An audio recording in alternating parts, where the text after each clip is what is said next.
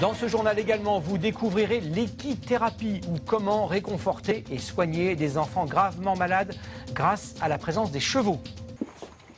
Comment sortir des enfants ou des adolescents de l'univers aseptisé de l'hôpital?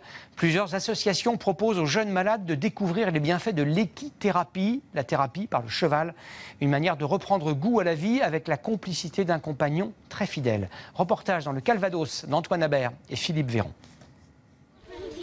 Pendant une semaine, Julien tente d'oublier la maladie, l'hôpital.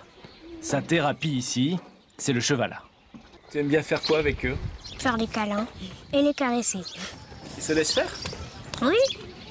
Ces enfants sont atteints d'un cancer ou sont en rémission. Le temps des vacances scolaires, ils se retrouvent dans cette ferme du Calvados. Un séjour pour leur redonner d'abord le sourire. Ils apprennent à reprendre confiance en eux, à reprendre de l'autonomie. Ils ont été longtemps protégés à l'hôpital avec beaucoup de gens autour. Et puis là, c'est vraiment en général les premiers séjours où ils partent sans leurs parents. Il y a les traitements plusieurs fois par jour, pour certains de la chimiothérapie. La maladie a enlevé la vue à Agathe, 7 ans. Pour elle, l'approche du cheval se fait en douceur. En fait, Agathe, elle voit pas, donc j'essaie de lui expliquer tout ce qu'on a autour de nous. Comme elle peut pas voir où est le poney, du coup, je suis obligée de la guider. Puis elle est contente qu'à chaque fois, on lui explique tout ce qu'il y a autour d'elle, en fait.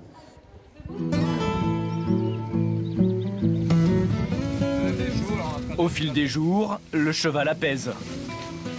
Les enfants y trouvent un compagnon fidèle, capable de comprendre leurs souffrances. Je suis bien avec les chevaux. C'est un être animal qui peut nous comprendre, qui peut ressentir ce qu'on sent et qui peut nous consoler. Il peut faire un peu des miracles. Ouais, je me sens bien. Je me sens même content. Il ne porte pas de regard, il ne juge pas. Voilà. On peut tout leur dire, ils ne nous diront rien. Et mon rêve, il est réalisé.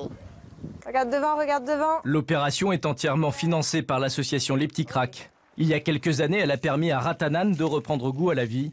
Aujourd'hui, il encadre les plus petits. De voir des enfants comme ça fait mal au cœur.